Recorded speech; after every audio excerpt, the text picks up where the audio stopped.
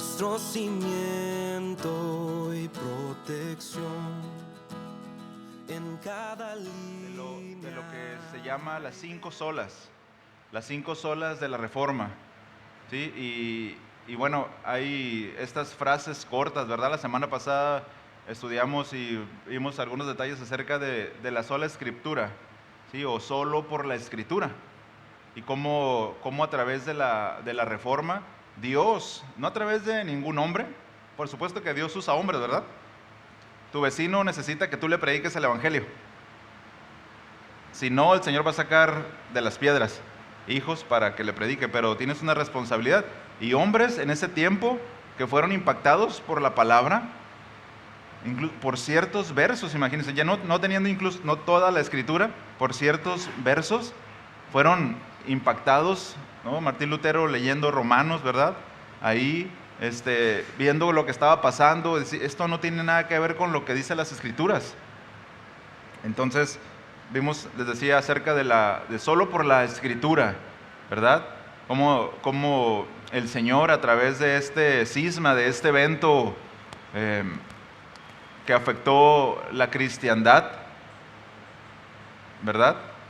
A partir del siglo XVI, pues logró que tuviéramos una Biblia en sus manos y tener una Biblia en el púlpito, y que lo que se enseñe desde aquí sea lo que está en la palabra de Dios, ¿verdad? Y la responsabilidad de cada expositor de trazar correctamente, como el apóstol Pablo manda a Timoteo en sus cartas, a que trace la Biblia correctamente. Entonces, hoy vamos a ver la siguiente sola, que es sola gratia, se llama, pero nosotros le hemos puesto como título solo por gracia, ¿ok? Solo por gracia.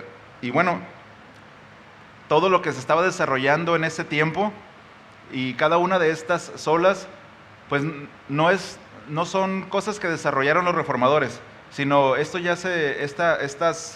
puntos son más modernos.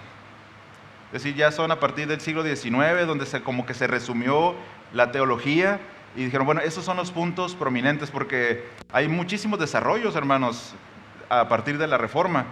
Afectó la economía, afectó a cómo se trataban ahora las mujeres, porque en toda la teología escolástica desechaba a las mujeres, pero estaban en un punto malo, que solo, como Santo Tomás de Aquino decía, que solo las mujeres servían para satisfacer los deseos sexuales de un hombre, que para eso Dios las había hecho, y eso era malo porque muchos querían guardarse en santidad, ¿no? ¿Se imaginan?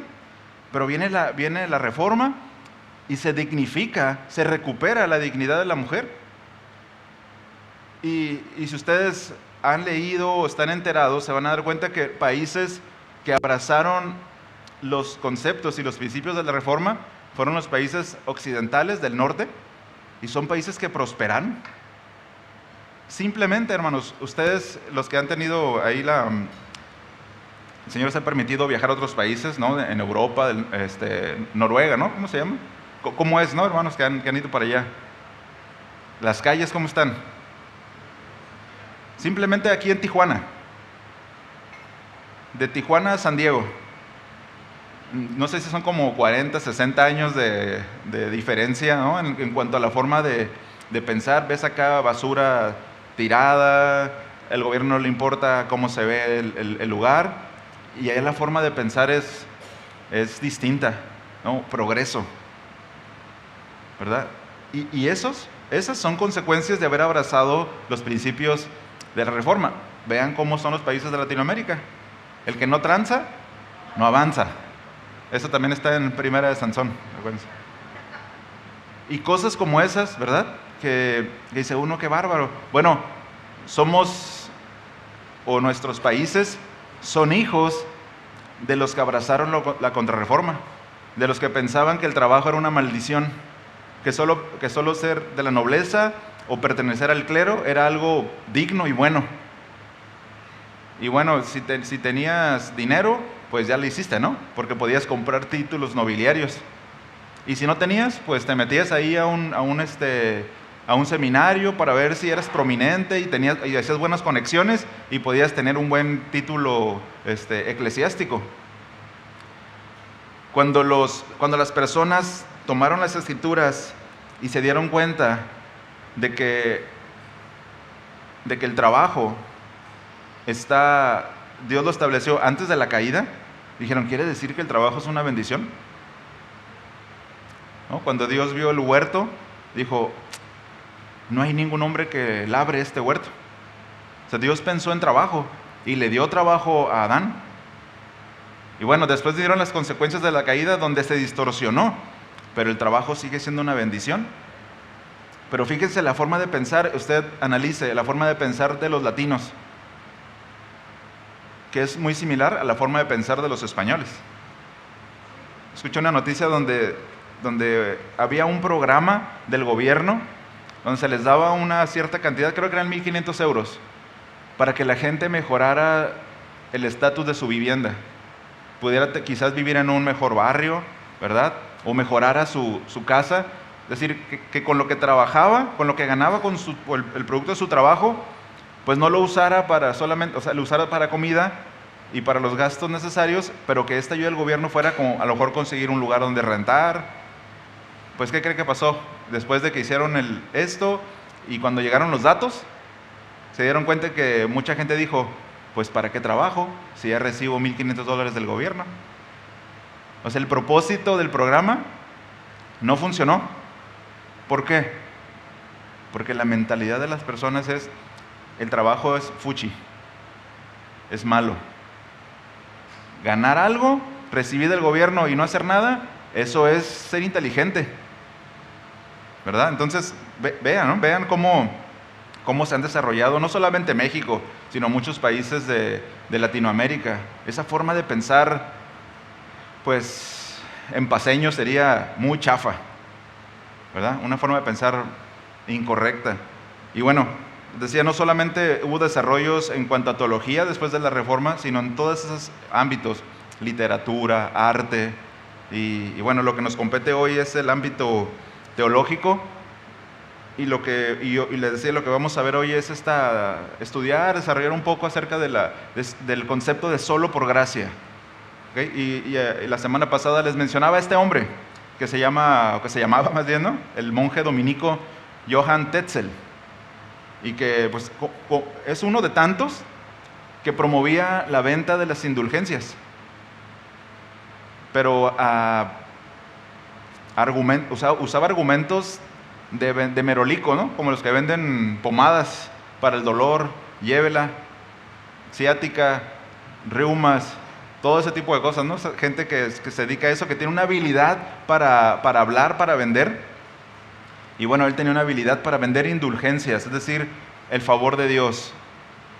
Y decíamos, ¿no? que algunas de ellas eran, y de esa frase, ¿no? Que cuando suena la moneda en la caja, donde sea, cuando se oye el tintineo de la moneda, el alma de tu familiar sale del purgatorio. Y o sea, cosas como también él de repente estaba así en un lugar más alto y de repente bajaba y le echaba una moneda pues para motivar, ¿no? a la gente. Y dicen que en una ocasión él ya les dijo, mañana es mi último día. Hoy es mi último día, aprovechen, saquen a sus almas del purgatorio, su familia está sufriendo, tu abuelita está sufriendo ahí en el purgatorio. ¿Cómo no van a sacarlos? Pero bueno, hoy me voy. Hoy es la última oportunidad que tienen para que ayuden a sus familiares que están sufriendo, siendo desgarrados y castigados en el purgatorio. Imagínense el grado de manipulación, ¿no? Digo, ¿ustedes les da risa? Conocen las Escrituras, pero gente que no tenía nada, pues le lavas el coco bien rápido. Si con las Escrituras, hermanos, ¿no? Les pegan unas despelucadas. Y se presenta el siguiente día, ¿qué creen? Le dice la gente, tuve un sueño y un ángel me permitió ver a las personas que están ahí en el purgatorio y me dijeron, por favor, quédate un día más. Entonces, pues eso, y así que mañana es el último día, tienen que venir porque me voy y pierden la oportunidad. Bueno, decía el pastor Chuy, refiriéndose a este tema, que una vez él estaba en un restaurante con unos primos, ¿no? Que no era creyente todavía, y que estaban ahí pues en un restaurante, y que llegó una monjita con una caja, que era una caja de indulgencias, y que le decía: muchachos, hoy es la oportunidad que tienen para que puedan hacer la obra de su vida. Ayuden a esas pobres almas que están en el purgatorio a que salgan de $1 cada alma. Si tú pones 5 almas van a salir del purgatorio. Y dice que él era bastante incrédulo, ¿no? Que dijo, o sea, ni siquiera le hizo caso, pero que un primo de él pues sacó $5. Dice que cuando eran las monedas grandotas de 5, pues la aventó ahí, ¿no? Muchacho, gracias, porque hoy has salvado a 5 personas. Y en eso que se descuida la monjita, mete la mano a la caja y saca los $5. Dice, pues ya se salieron, ¿no? Ya animo que ¿pero qué estás haciendo? No, pues ya se salieron, ya recupero mi dinero, ¿no? O sea, burlándose de la persona, realmente, o sea, de lo absurdo que es eso. Fíjense, para una persona que no tiene las escrituras o que era un incrédulo, puede llegar a tener ese razonamiento, ¿verdad? Pues porque ya han pasado mucho tiempo, quizás ha escuchado y eso suena en realidad absurdo, hermanos. Pero para esas pobres personas, asustadas, pues era fácilmente, se podían engañar fácilmente, ¿verdad? Y dicen también que otra ocasión, decía el pastor Chuy, que había en ese tiempo, ¿no? Que había un hombre que falleció su esposa. Él ya había pagado la indulgencia, ¿no? por su esposa, pero cuando se la había pagado a Johann Tetzel, pero cuando él ya no estaba ahí, y cuando fue a la iglesia para que hubiera la misa, pues el párroco le dijo, cállate. No, pero yo ya pagué. No, sí, le pagaste a aquel, pero el que ya se fue. Tú tienes que pagar aquí. O sea, de ese grado, ¿no? ¿Por qué? Porque el propósito, ¿cuál era? ¿Las almas? ¿Les interesaban las personas? ¿Les interesaba construir la Catedral de San Pedro? Que, por cierto, es una de las construcciones más icónicas, ¿no? del Renacimiento. Es un edificio increíble, hermanos, increíble.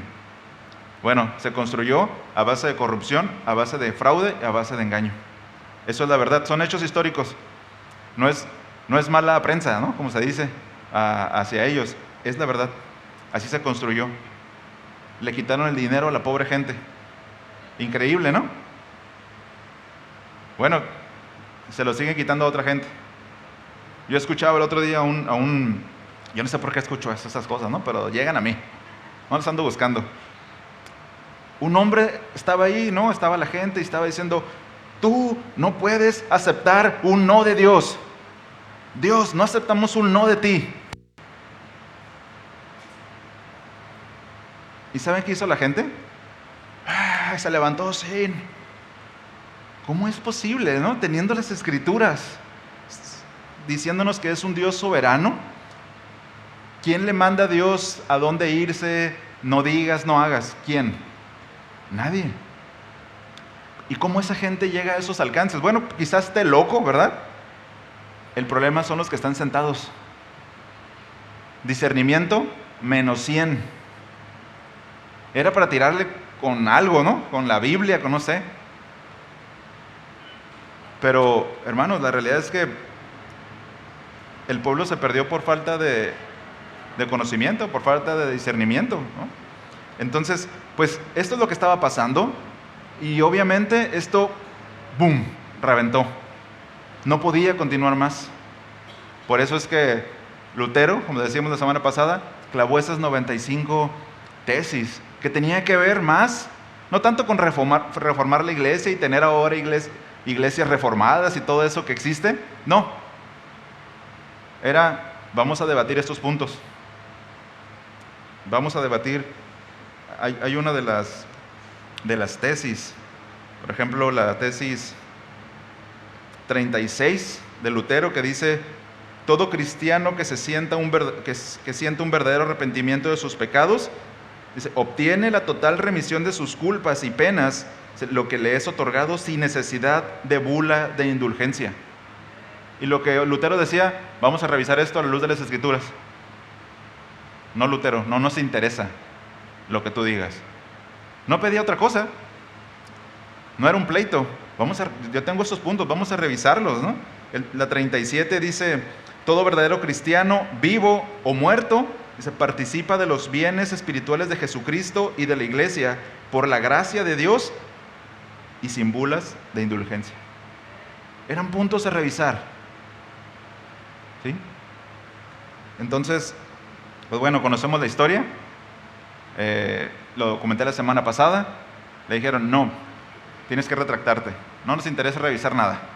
Tienes que retractarte y si no, pues, cuello.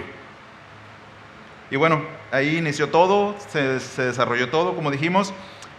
Y tocante al tema de hoy, hermanos, acerca de la gracia, fíjense que Lutero, pues él era un teólogo y él a sus alumnos les enseñaba acerca de la gracia. Es decir, no era algo desconocido.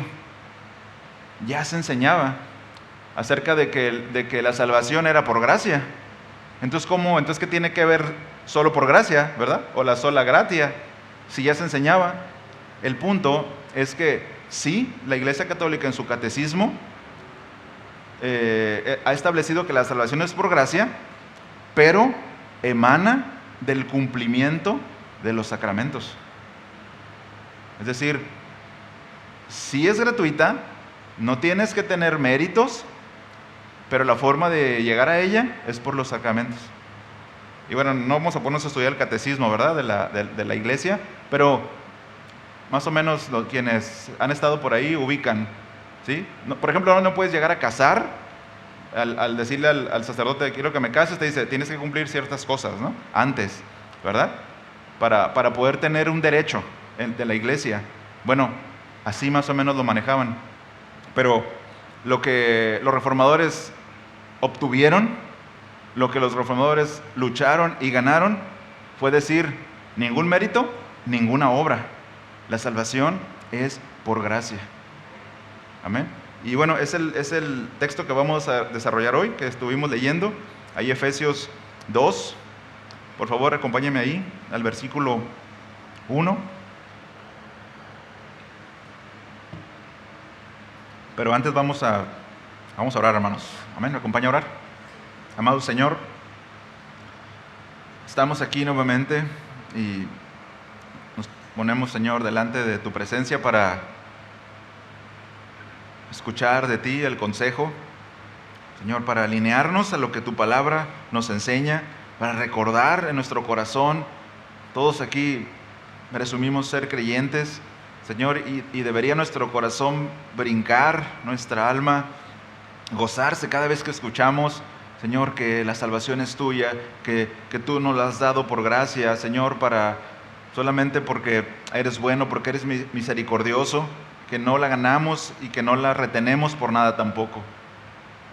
Gracias por ello y te ruego que hoy, a quienes tú has convocado para estar esta mañana, esta tarde aquí, Señor, que nos bendigas con tu palabra. Gracias, Señor Jesús. Amén.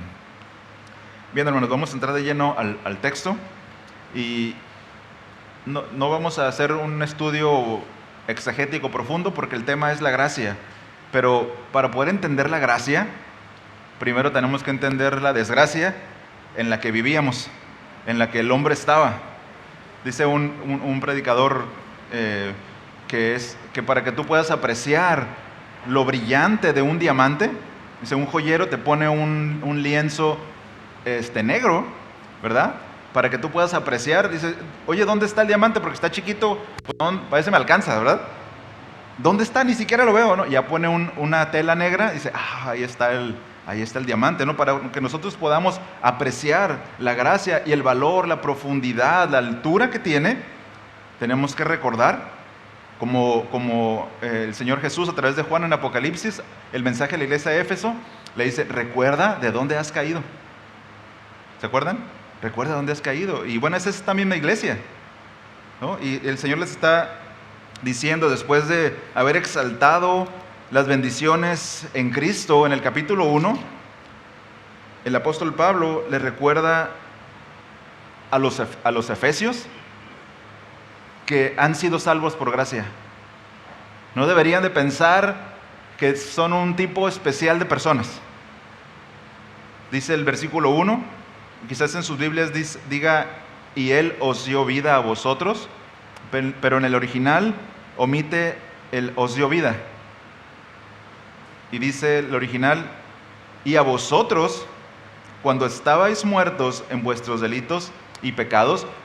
Y bueno, ese dar vida lo va a desarrollar en el versículo 5. ¿Ok?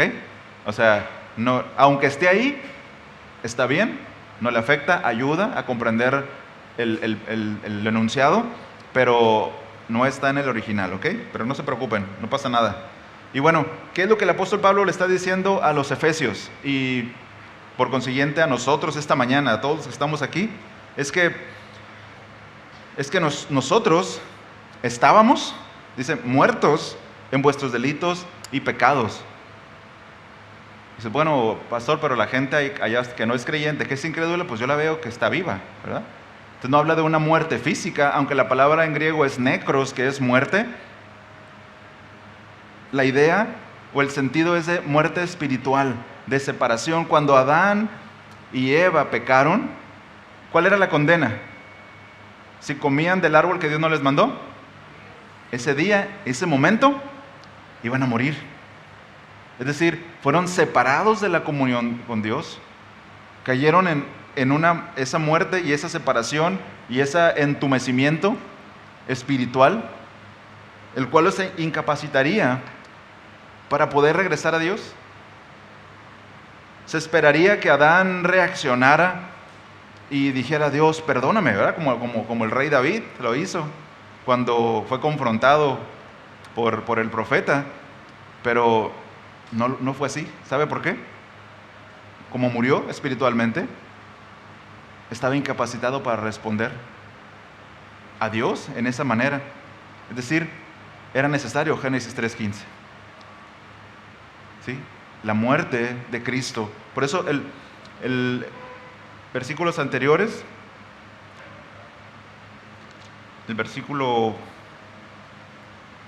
7 de Efesios, dice, en quien tenemos redención por su sangre. No porque recapacité y me di cuenta de que me equivoqué, no.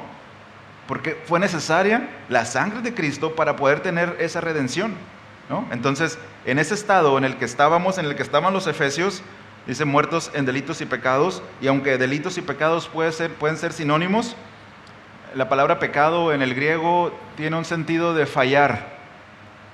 Pero, ¿y si alguien falla ya es digno de muerte?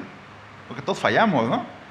Por eso está ahí y no solamente como un sinónimo, sino es importante la palabra delitos porque es transgresión, es decir, un delito es una ofensa, una transgresión es una ofensa a Dios. Y cuando el hombre ofende a Dios y erra en cumplir los mandamientos, muere. Porque la paga del pecado es la muerte. ¿Sí? La muerte. Muerte espiritual, incapacidad. Así estábamos antes de ser creyentes, hermanos. Éramos zombies, ¿verdad? ¿Todos han visto la serie Walking Dead? No la vean, hermanos. No la vean. Está muy fea. Muertos en vuestras transgresiones, en vuestros pecados. Es decir, incapacitados para ir a Dios. ¿Me explico? No aniquilación, como quizás se maneja en algunas teologías, sino incapacidad de responder a Dios por sí mismos. Tú vas y le predicas a alguien, le hablas del Evangelio, Cristo murió por ti. La razón de tu estado son las consecuencias de tu pecado. Y no solamente vas a tener las consecuencias en este momento, sino que te espera la ira de Dios. ¿Y qué hago? Cree en Cristo. Pon tu confianza en Cristo. ¡Wow! Sí, yo quiero eso. ¿Saben por qué hizo eso? Porque Cristo, obviamente por la redención, pero el Espíritu Santo obró poderosamente en el corazón de esa persona. Allá en Hechos En Hechos se dice que Lidia, cuando escuchó el mensaje del apóstol Pablo, dice, fue abierto su corazón. Es decir, no pensó en Cristo como alguien que está, como alguna vez se interpreta el mensaje a la iglesia de la Odisea, que Cristo está tocando a la puerta de tu corazón y está lloviendo afuera y es invierno y va a caer granizo y Cristo tiene frío, pobrecito, y tiene hambre porque no ha comido. Había ayunado 40 días. Ábrele la puerta. No. Nosotros no recibimos a Cristo en nuestro corazón, hermanos. Cristo nos recibe en su iglesia. Él nos recibe a nosotros porque estábamos muertos. ¿Cómo íbamos a entrar, ¿no?, a su mesa, incapacitados todos, ¿no? Entonces, versículo 2 dice, en los cuales, es decir, en las transgresiones y en los pecados, dice, en los cuales anduvisteis en otro tiempo. Eso ya no es parte de tu vida, ya no está contigo. Esos delitos y pecados, esas ofensas, dice, en los cuales anduvisteis. Recuerden que andar es la forma de vivir. Así vivías en otro tiempo, muerto. Según la corriente de este mundo, conforme al príncipe de la potestad del aire, es el espíritu que ahora opera en los hijos de desobediencia. Y cuando habla aquí de mundo, hermano, habla del sistema de pensamiento que está distorsionado. Un sistema de pensamiento que está empujado y que está dirigido por Satanás y sus huestes. Gente organizada que se opone a Dios. Vean los congresos. Vamos a matar niños. Congresos donde se ha aprobado incluso después de nacer. Vamos a casar hombres con hombres y mujeres con mujeres. Y con todo el respeto que nos merecen las personas, eso es transgredir la ley de Dios. Así se llama. Un sistema de pensamiento distorsionado. Dice que se opone a Dios. Y luego, qué interesante esa palabra que dice ahí. Dice el espíritu, la parte final del texto, el espíritu que ahora, es decir, ya no con nosotros estuvimos en ese tiempo, antes estábamos en esa forma de pensar, dice, pero ahora opera en los hijos de desobediencia. Y esa palabra opera tiene que ver con energizar algo, con echar a andar algo. Es decir, la gente obra y actúa de esa manera, es decir, en oposición a Dios, porque quien le pone la gasolina y le echa a andar el motor es Satanás. Está operando en ellos, está energizándolos para que continúen en esa desobediencia, hermanos. ¿Cómo van a abrir la puerta a Cristo? ¿Cómo podrán hacerlo? No solamente muertos, incapacitados, sino aparte siendo dirigidos y manejados y siendo operados por Satanás en sus múltiples formas. A veces nos imaginamos, ¿no?, ocultismo y ahí en tu casa, en la casa de estas personas teniendo la ouija ahí, ¿no? No, a veces en una oficina, como recepcionista en una oficina, por ponerlo así, una hipérbole, se me fue el nombre de esta agencia que maneja los abortorios más grandes del mundo. ¿Alguien se acuerda? Planet Parenthood, ¿verdad? Planet Parenthood, una ONG financiada por el gobierno que ayuda a las personas a tener salud reproductiva. Es decir, no todo es ocultismo, pero sí una abierta oposición a la ley de Dios, a Dios mismo. Entonces, versículo 3, no solamente la gente actúa así porque son dirigidos por Satanás, o sea, los demonios los manejan. No, vean el versículo 3, dice, entre los cuales también, dice, todos nosotros en otro tiempo vivíamos. Es decir, ¿en qué? ¿En qué vivíamos? Entre esos hijos de desobediencia. O sea, éramos parte de esos hijos de desobediencia. Y sigue diciendo, dice, en otro tiempo vivíamos en las pasiones de nuestra carne. Es decir, no solamente son energizados y esta gente opera bajo el dominio de Satanás, sino que lo disfruta, hermanos. ¿Se fijan? vivíamos en las pasiones de vuestra carne. ¿Qué tiene de malo tener 3 mujeres? De hecho, eso es de muy hombres. Yo tengo 3 viejas, mano. ¿Y tú cuántas tienes? No, 6 tengo, ¿no? Una forma de pensar que alimenta las pasiones de la carne, ¿se fija? Y por supuesto que hay demonios y cosas de esas detrás de todo ello, ¿verdad? De esa forma de pensar, de esa forma de concluir, pero también les gusta. Y en Romanos habla de que hay quienes ven una distorsión y no la señalan, sino que la prueban, ¿verdad? Y qué triste, hermanos, qué tragedia que grandes denominaciones caigan en esto. La iglesia luterana en Estados Unidos, la iglesia esta que es cuadrangular, no me acuerdo cómo se llama, metodista, tiene un nombre así medio raro, pero los metodistas acaban de dividirse, creo que hace 2 años, porque un sector de los ancianos que dirigen la iglesia aceptó dentro de sus estatutos ordenar mujeres al pastorado y al obispado y homosexuales también. ¿Y qué es eso? ¿Operar bajo el sistema del mundo y de Satanás? No, se llama tolerancia. No, es operar bajo el sistema del mundo. O sea, el apóstol Pablo no nos da opciones múltiples. O eres hijo de desobediencia o caminas bajo los estándares de Dios. ¿No? Solamente eso. Entonces, sigue diciendo, satisfaciendo los deseos de la carne y de la mente, es decir, de los pensamientos. Es decir, se me ocurre un tipo de pecado, lo puedo hacer. A veces, como decía el pastor Raúl, ¿no? Miren, a veces no lo hago porque no tengo el dinero para hacerlo. Pero en cuanto tenga el dinero para hacerlo, lo voy a hacer. Porque eso satisface mi carne y mis pensamientos. Y termina diciendo el versículo 3, y éramos por naturaleza hijos de ira.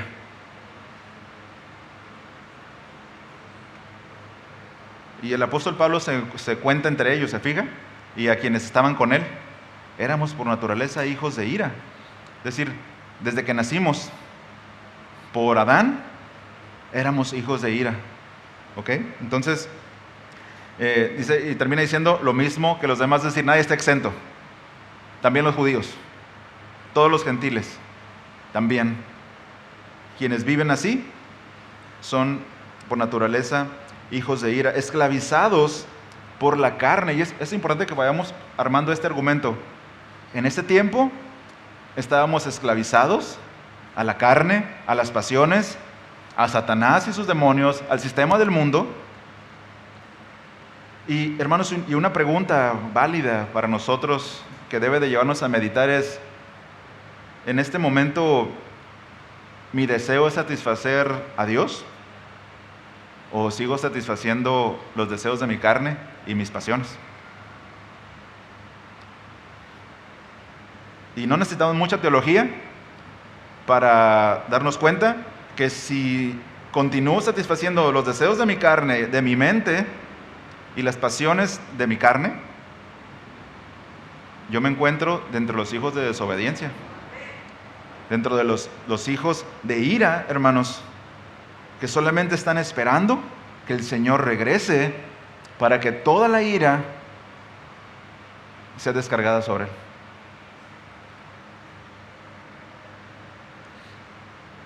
Todos los que habían muerto en sus delitos y pecado, su destino es el infierno bajo la ira de Dios.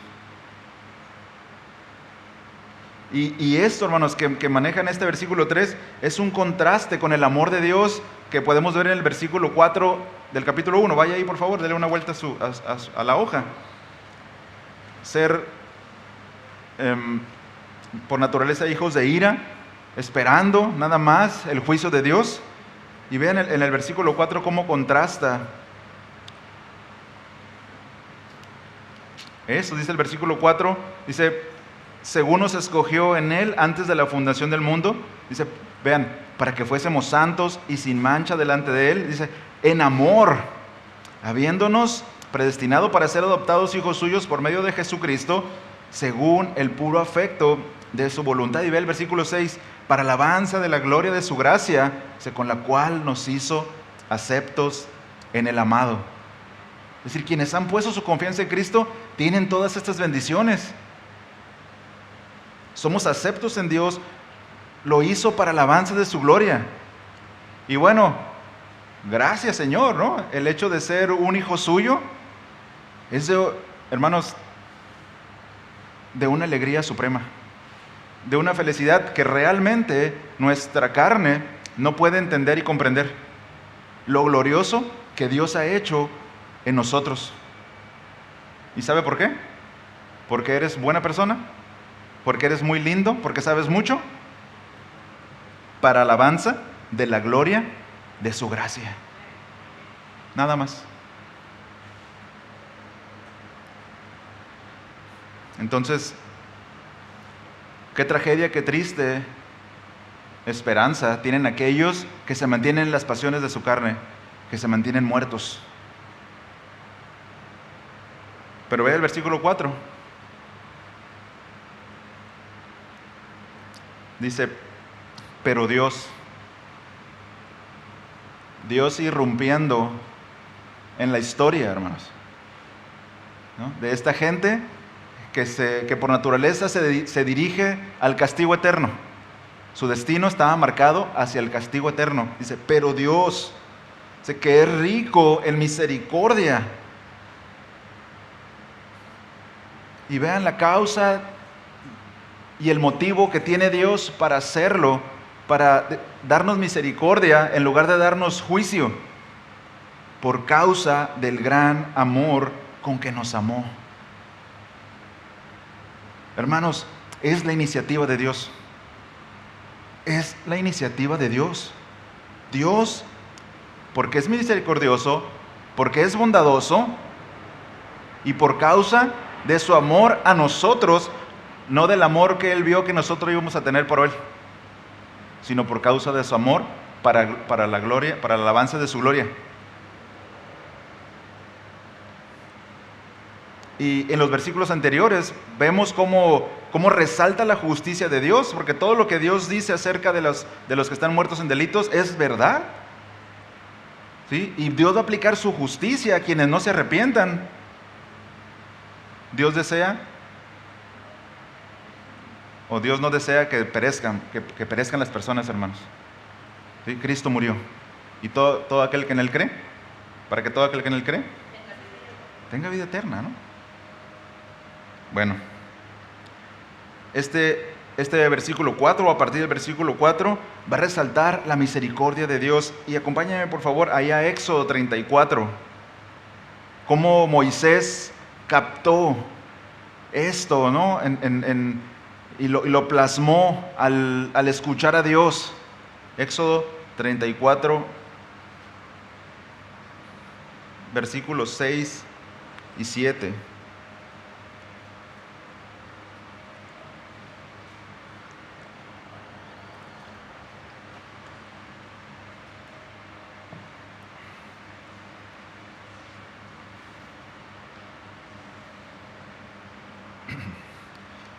Ahora, vean lo que el Señor, con Moisés ahí, dice de sí mismo, refiriéndose al Padre, ¿no? A la Trinidad. Versículo 6 de Éxodo 34. ¿Listos?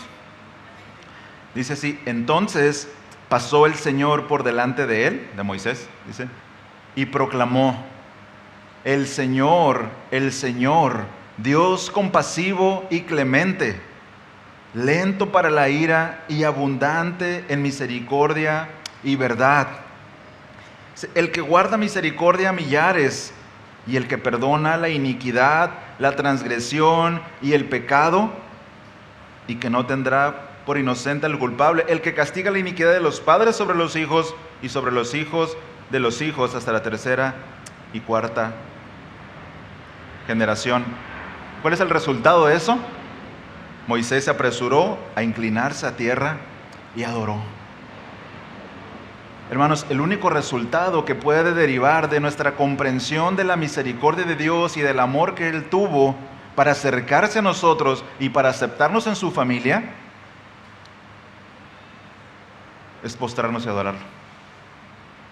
Por eso cuando estamos en alabanza no debería, y bueno, no lo hacemos, ¿no? Hermanos, levante sus manos y ándele, cántele, y ándele, órale, ¿no? Sino el que ha entendido la misericordia, la bondad de Dios, no tiene que andarlo empujando. No tienen que andarlo empujando, ¿verdad? Entonces, entendiendo la riqueza en la misericordia de Dios y volviendo a Efesios, ahí en el versículo 7 del capítulo 1,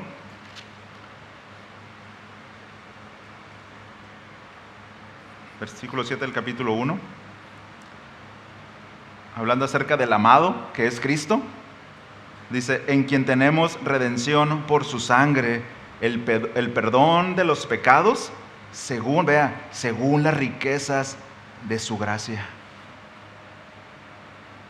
La razón por la que el Señor nos sacó de esa muerte espiritual, de esa separación, hermanos, es porque Él nos compartió las riquezas de su gracia.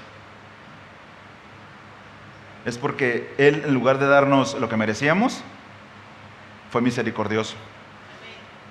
Y en lugar de pedirnos la vida o que hiciéramos cosas para ganar la salvación, nos la regaló por gracia.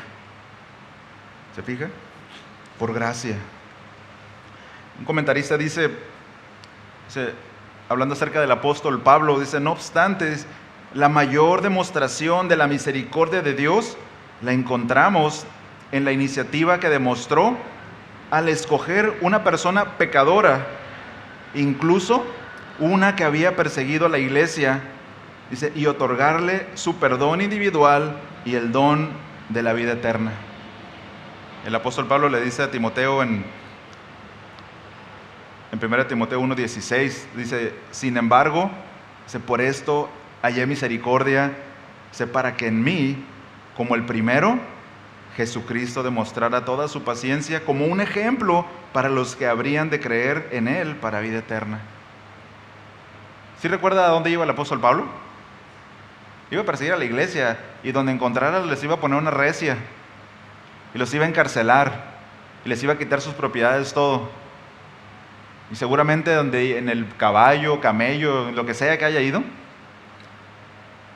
iba, no sé si afilando su cuchillo y diciendo, no, a este no, y a aquel me cae gordo y a ese le va a ir peor, ¿no? Se encuentra con el Señor. Y el Señor lo aparta para sí. Y el apóstol Pablo lo que ve es cuánta misericordia tuvo. No sus títulos, pues me escogió porque sé 5 idiomas, porque estoy bien picudo en teología. Pudo haber sido Caifás, hermanos. Era tan malo como él y tan listo como él. El hijo del sumo sacerdote. Sí, creo que es el hijo del sumo sacerdote, ¿no? Pero no fue Caifás. ¿Saben por qué? ¿Saben por qué no fue Caifás? Porque a Dios le plació escoger a Pablo por amor y para la alabanza de su gracia. Es lo que yo puedo ver en Efesios. No puedo ver algo especial en el apóstol Pablo que no tuvieran otros hombres, sino un pecador acérrimo, enemigo de Dios y de la iglesia. Y el apóstol reconoció eso, ¿verdad? Versículo 5, hermanos, del capítulo 2. Y antes de ir ahí, nada más leer Tito 3:5, que dice, Él nos salvó, no por obras de justicia que nosotros hubiéramos hecho, sino conforme a su misericordia, por medio del lavamiento de la regeneración y la renovación por el Espíritu Santo. Entonces, ¿no fue porque yo le abrí la puerta del corazón a Cristo? No. Por ninguna obra de justicia, sino por su misericordia. Porque Él te regeneró. Porque el poder que levantó a Cristo de los muertos, te levantó a ti. Porque estabas muerto, incapacitado espiritualmente. Versículo 5. Y vean, aquí en el 5, ahora sí, dice, aún cuando estábamos muertos en nuestros delitos, dice, nos dio vida. No considerábamos a Dios. No estaba, al menos si consideramos al apóstol Pablo, a los apóstoles, estaban ahí pescando, ¿verdad? Frustrados todos porque no salía nada. No picaba, ¿no? Como dicen. No, ¿cómo se dice? ¿Verdad? Puras botas estaban sacando del fondo del mar. Y llega Jesús con Pedro y tienen esta pesca. Y Jesús le dice a Pedro, sígueme. ¿Ustedes creen que vio en él un potencial de negocio? No, con Jesús nos va a ir súper bien en la pesca. No, porque dejó sus redes, dejó las redes, dejó el negocio. No pensó en eso, pensó en seguir a Cristo. ¿Qué pasó? ¿Cómo cambió esa decisión? ¿Qué pasó en ese lapso de minutos? El Espíritu Santo obró poderosamente en su corazón, hermanos, mostrándole la misericordia de Dios para que él pudiera ver a Cristo y pudiera seguirlo, porque dejando sus redes, lo siguió. ¿No? Y ahora lo hizo pescador de hombres. ¿Por qué? Porque él le dio vida, ¿no? Dice aquí el versículo 5 de Efesios, dice, nos dio vida juntamente con Cristo, por gracia habéis sido salvados. Versículo 6 dice, y con él nos resucitó, y con él nos sentó en los lugares celestiales en Cristo Jesús. Entonces no solamente nos libró del pecado, no solamente nos libró de la ira de Dios, del infierno, que eso ya es, ¿no? Señor, ¿qué más? No solamente eso. Dice que Él nos resucitó juntamente con Él. Y ven esta última parte, nos sentó en los lugares celestiales con Cristo Jesús. Ahora, aquí puede haber una paradoja porque estamos esperando la glorificación, ¿verdad? Es decir, a ver, todos háganse así. ¿Están aquí? Aquí estamos, ¿no? Pero dice la Escritura que estamos sentados en lugares celestiales con Cristo. Ahí donde está Él sentado en su trono, ahí estamos todos hechos bolita, ¿verdad? Hazte para allá, ¿no? Sí. ¿Y cómo es posible esto? Bueno, los eruditos dicen que tiene que ver con la autoridad que Cristo tiene por sobre los dominios, los poderes, por sobre la carne, por sobre las pasiones. Y cuando nosotros estamos, hermanos, juntamente con Cristo, sentados en los lugares celestiales, significa que nosotros tenemos la autoridad y el poder para dejar a quien nos esclavizaba, a Satanás, para decirle a la carne, tú ya no gobiernas en mi vida, Cristo gobierna en mi vida. Pero antes, muerto en delitos y pecados, eras un esclavo y te traía para allá y para arriba y para abajo. Y ahora vas a estrenar este pecado. Yo no quiero eso, porque te sientes como un remordimiento en la mañana, pero en la noche, a darle. Esclavo del pecado. Pero ahora, porque estamos sentados en los lugares celestiales con Cristo, es que tenemos la autoridad para decir no. Por primera vez, la lucidez en el corazón y en el entendimiento para decirle no al pecado. Pero me está jalando el pecado y puedes cortar la cadena, ¿no? Cristo rompe nuestras cadenas y nos dio esa autoridad para vivir la vida en Cristo, hermanos, por difícil que sea. Miren, algunos la tienen más difícil que otros, ¿verdad? Los que nacieron en cuna cristiana y que sus papás y una buena iglesia, y bueno, o sea, está bien y tiene sus tiempos, ¿verdad? Pero hay quienes vienen donde el mundo ya le había dicho, tú eres una basura, tú ya no eres nadie, tú ya nada más espera que te coman los perros ahí tirado. Y a ese hombre, esa mujer, Cristo les da vida, como le da al que está en casa, y lo resucita junto con él y lo sienta en lugares celestiales, para que tenga la autoridad para dejar esa vida de pecado, hermanos. Entonces es imposible Por eso dice el autor a los Hebreos, es imposible que quienes probaron, tuvieron el mensaje, ¿verdad? Vieron a Cristo, puedan volver a esa vida. Porque ya se fueron sentados en los lugares celestiales con esa autoridad. No puedes regresar a esa vida. Y si regresaste, es porque Cristo nunca te salvó. No se puede entender de otra forma. Es porque Él nunca te salvó. Solamente, como algunos mencionan, solamente lavaron la puerca, ¿verdad? Bien lavadita, talquito, perfumada, un moñito.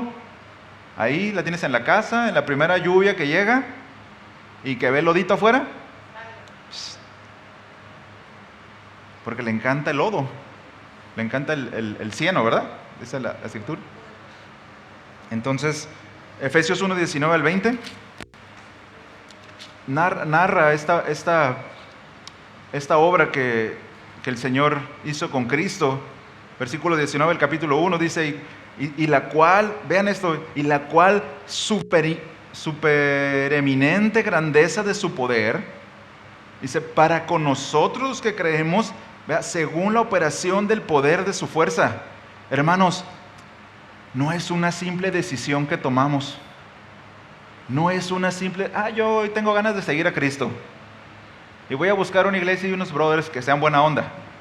No, vean lo que se requiere, la supereminente grandeza de su poder para con nosotros que creemos según la operación del poder de su fuerza, la misma, dice, la cual operó en Cristo, resucitándole de los muertos, sentándole a su diestra en los lugares celestiales. La única forma de levantar a un muerto en delitos y pecados es por la grandeza y el poder de la fuerza de Dios, el mismo que se usó para levantar a Cristo de los muertos. ¿Cómo puede ser mi decisión nada más? Si fue mi decisión, al rato tomo otra. Y vean, versículo 20, dice, la cual operó en Cristo, resucitándole de los muertos, dice, y sentándole a su diestra en los lugares celestiales. Lo mismo que hizo el Padre con su Hijo, es lo mismo que hace con nosotros, hermanos. Su Espíritu Santo nos resucita, nos da vida, nos resucita. Y luego vea, sentándole a la diestra en lugares celestiales, vea, sobre todo principado y autoridad y poder y señorío y sobre todo nombre que se nombra no solo en este siglo, sino también en el venidero. Ese es el lugar que nos ha dado Cristo. Esa es la posición que tenemos en Cristo, en los que Él ha resucitado, a los que Él les ha dado vida por el poder de su fuerza. Por eso tan peligroso esas campañas evangelísticas donde dice, ¿cuántos quieren recibir a Cristo? Pasen, vamos a hacer una oración. Jesús le dijo a los fariseos que ellos, enseñándoles sus tradiciones a los hombres, los hacían doblemente hijos del infierno. Y esa gente, hermanos, que hacen que solamente por repetir una oración, por creértela que eres cristiano, hace a esas personas doblemente hijos del infierno. ¿Sabes por qué? Porque ya los vacuna contra el verdadero evangelio. Que no es el de la decisión, es el del que necesita ser resucitado con el poder de Dios de entre los muertos.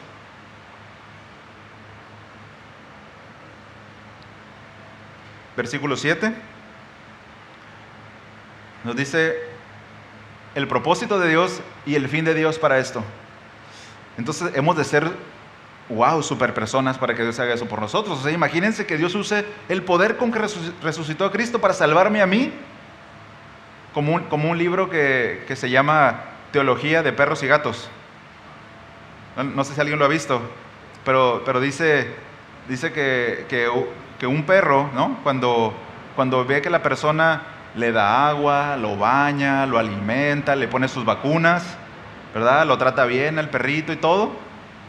Dice el perro, él ha de ser Dios porque me trata así. Pero el gato dice, me compra mi comidita, no me baña tan seguido porque no me gusta, me lleva mis vacunas, me tiene mi pelito bien peinado, me compra mis juguetitos para hacer ahí, ¿no?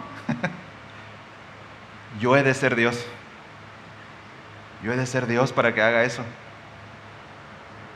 No, hermanos, el fin de Dios no es porque vio algo en nosotros que dice, wow, me cautivaste.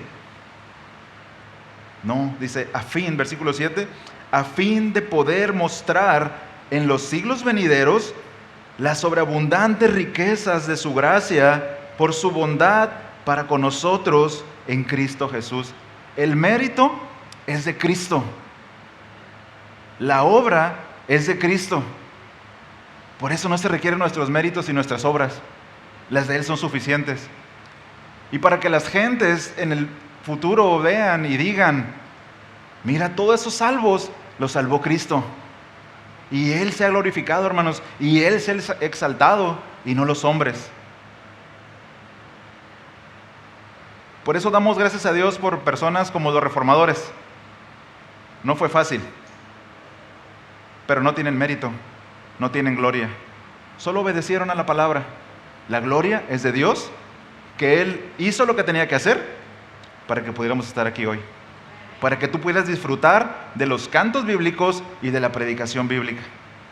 Y de que en casa puedas vivir conforme a como debe vivir una familia bíblica o una persona, ¿no? De acuerdo a las Escrituras. Entonces, podríamos decir que el fin por el que Dios hace eso, como dice Efesios 1, 4 al 6, el 11 y 12, que es para alabanza de su gloria. No nos llevamos nada. No nos llevamos nada, ¿no? Versículo 8 dice la razón, ¿verdad? Dice, porque por gracia, y yo me imagino, ¿no? Ahí, ay, el Señor hizo todo eso por mí, y mira dónde me puso, y wow, o sea, ¿qué más va a decir de mí? No, que por gracia fuiste salvo, no tuviste que pagar nada.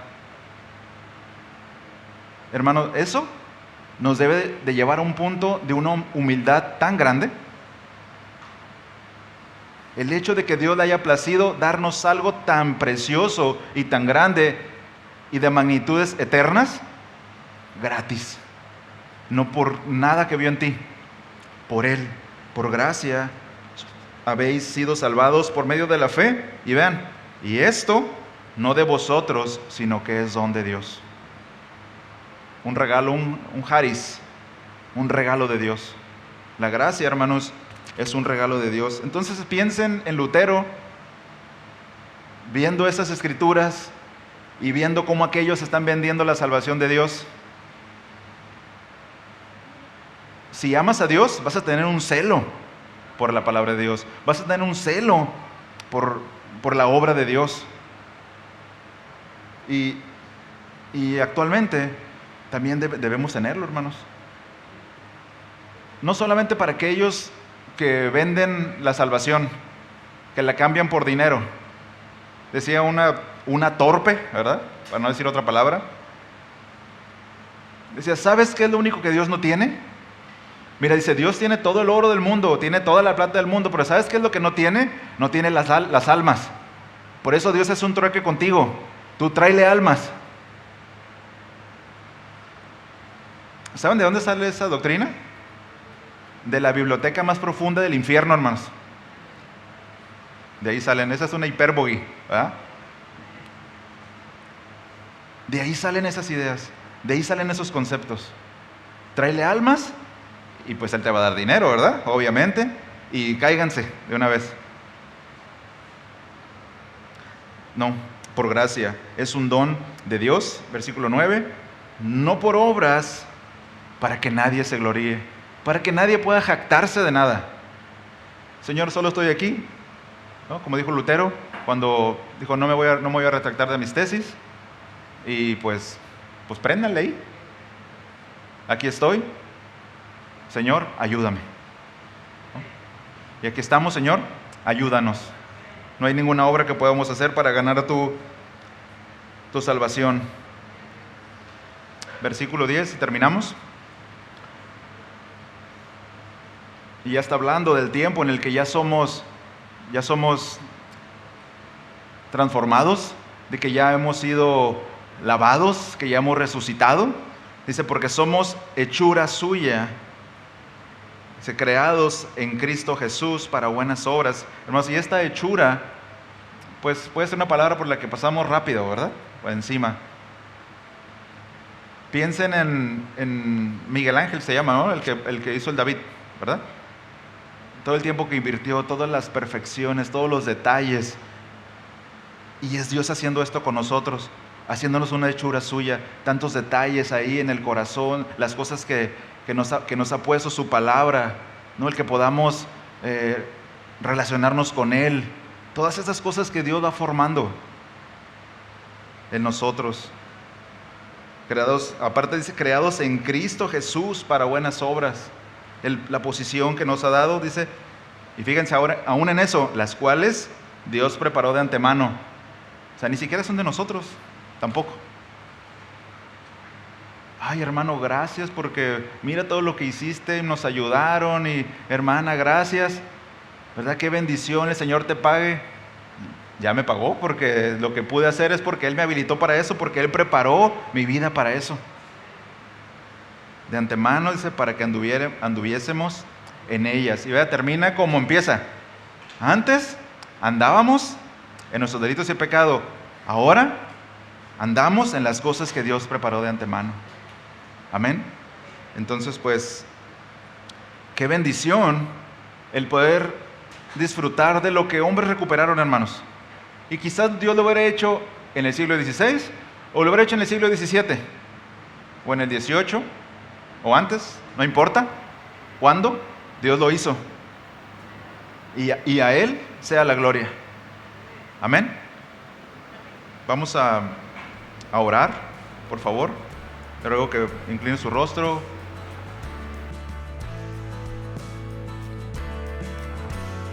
Oramos, hermanos. Solo es tu palabra, oh Dios, nuestro cimiento y protección.